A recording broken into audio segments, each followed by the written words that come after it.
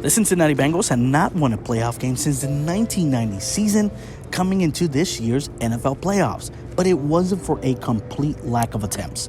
The Bengals made the playoffs 7 times between the 2005 and 2015 NFL seasons, but each time they fell in the wild card round.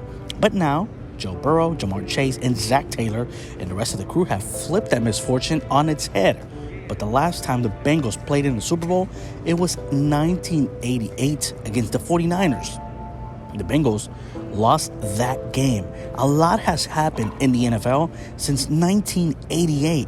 But let's take a look. How was the NFL back in those days? In 1988, it was a weird draft. A quarterback was not taken until the 3rd round, and that was Tom Tupa, who primarily became a punter.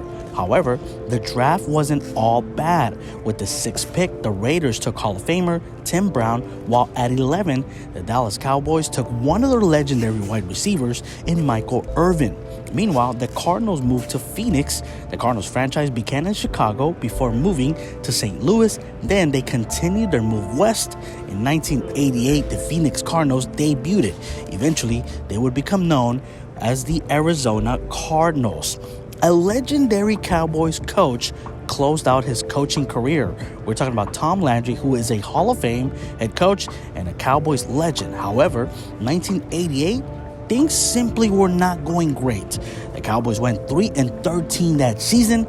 Then Jerry Jones bought the team, and his first order of business was to fire Tom Landry and hire Jimmy Johnson. It worked out, but the 1988 NFL season proved the end of the line for the Tom Landry era. Now you may ask yourself, how did the Bengals make it to the Super Bowl? Well, having an MVP under center helped. That is right, quarterback Boomer Esiason threw for 28 touchdown passes against 14 interceptions and was the MVP for the NFL for the 1988 season. Now, as you all may know, college football plays an intricate part when it comes to the NFL. So we'll mix up a little college football because why not? The Fighting Irish had a killer season in 1988. Lou Holtz's team went undefeated, including the ending the Miami Hurricanes' 36-game win streak.